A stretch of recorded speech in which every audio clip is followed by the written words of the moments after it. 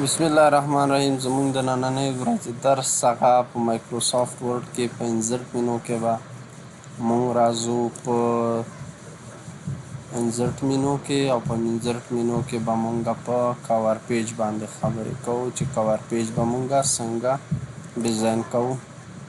که چیرته موږ غواړو د یو کتاب لپاره پوښ ډیزاین کوو په مایکروسافټ ورډ پروګرام کې هم موږ کولی شو چې یو پوښ ډیزاین کړو. مثال په ډول سره دغه پوښ ده، زه کولی شم چې د دې نه استفاده وکړم. مثال په ډول داسې زه لیکم د افغانستان معاصر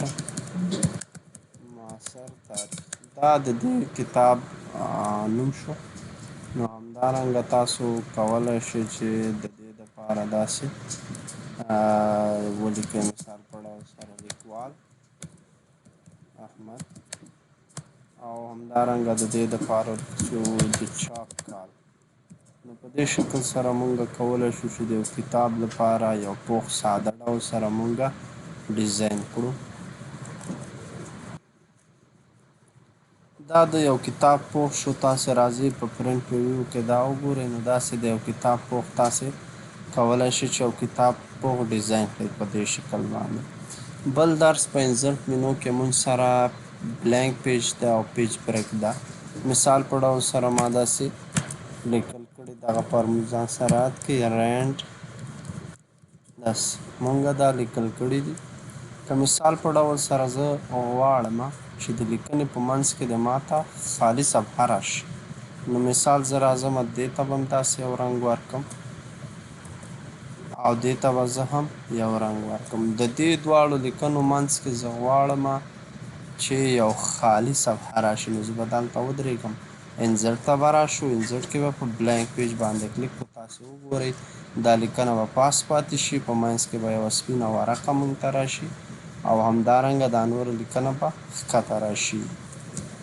بله خبره هغه موږ سره د پیج بریک ده. د دې دواړو ترمنځ څه فرق ده؟ پیج بریک نه مطلب دا ده چې لیکنه به په دوه برخو باندې ویشل شي. نیمه لیکنه به یو طرف ته لاړه شي، یوه ورقه کې پاتې شي، او نیمه لیکنه به بله ورقه کې پاتې شي. مثال په ډول زه په پیج بریک باندې کلیک کوم، نو تاسې وګورئ دا زموږ په دې ورقه کې پاتې شو دا لیکل، او دا لیکل زموږ دې ورقې ته راغله.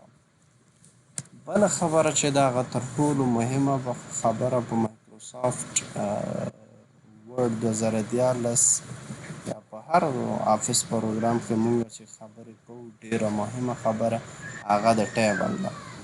ټیبل موږ که غواړو یو ټیبل رسم کړو، نو ریډیمیډ د مخکې نه دلته یو داسې اندازه موږ لرو. په دې کې تاسې خپله اندازه ورکولی شئ. دې ته موږ رو وایو د ټیبل. دا مکمل یو ټیبل شو، یو چوکاټ شو، دې ته موږ رو وایو. او که مثال په ډول سره موږ غواړو داسې دې ته موږ کالم وایو، دې ته موږ کالم ویلی شو، دې ته موږ کالم ویلی شو، او دا موږ سره روګانې دي.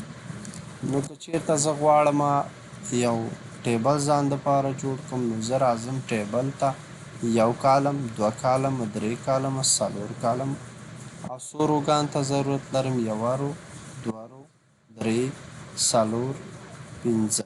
نو دا تاسې دپاره یو ټیبل ډیزاین شو. داسې کولی شئ ښایسته شکل سره جوړ کړئ. موږ راځو داسې اندازې، په دې کې باقي نورې خبرې هم شته. مثال په ډول سره شماره، او زه راځم دلته نوم لیکم. کوم کارونه چې تاسې تېرو درسو کې زده کړي، هغه کولی شئ چې دلته اپلای کړئ. مثال په ډول زه دلته لیکم چې نوم، دلته لیکم د پلار نوم، او دلته لیکم چې مثال په ډول تلیفون نمبر. دا به مونږ داسې انتخاب کړو، داسې، او د دې اندازه به هوم ته به راشو، د دې اندازه به داسې زیاته کړو، دا به منځ ته کړو، دا به بولډ کړو.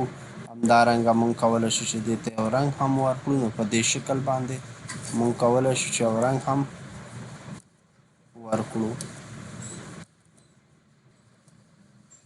راځم په دې باندې مثال په ډول سره زه دلته راځم، دلته شماره ورکړو. تاسې وګورئ، یو، دوه، درې، څلور، هر څومره اندازه چې تاسې اخلئ دا به داسې منځ ته کړو مونږ. او د دې اندازه به زیاته کړو، بولډ به شي، داسې بولډ به یې کړو. هر ډول ډیزاین چې تاسې ورکوئ. مثال په ډول سره موږ راځو دلته نوم احمد، که انګلیسي ټیبل جوړوئ او همدارنګه که پښتو جوړوئ او هر ډول ټیبل تاسې کولی شئ. داسې موږ به راشو دې ته، داسې یو ټیبل به موږ جوړ کړو. تاسې به دا انتخاب کړئ داسې، او منځ ته به یې راولئ او د دې اندازه به داسې زیاته کړئ او بولډ به یې کړئ داسې په دې شکل سره. تلیفون نمبر هم کولی شئ چې تاسې داسې یو نمبر هم تاسې دلته ورکړئ. دا به کاپي کړو، موږ به دا راشو دلته به پیسټ کړو.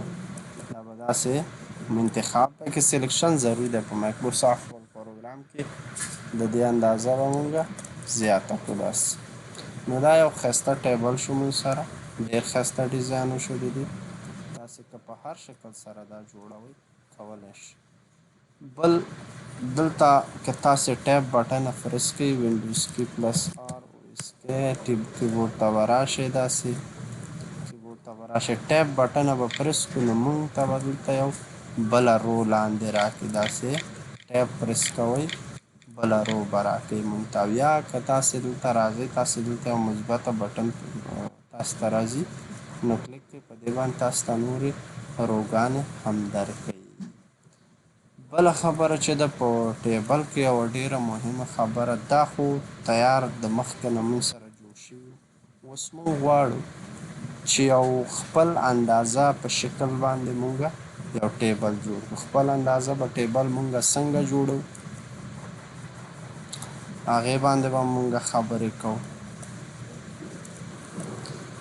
راځو یو خپلې خوښې ټیبل انزرټ ته راځو. په انزرټ کې موږ راځو ډرا ټیبل. ډرا ټیبل په مرسته کولی چې په خپله خوښه باندې داسې یو ټیبل جوړ کړو. مثال په ډول په دې شکل باندې موږ کولی شو چې داسې یو ټیبل ځان دپاره جوړ کړو. داسې په دې شکل باندې تاسې وګورئ، په دې شکل باندې یو ټیبل د ځان دپاره تاسې جوړولی هم شئ. نو دا زموږ د نن ورځې درس. که چا سره سوال وي نو په کامنټس کې خپل سوال ولیکئ، تاسو ته به مونږ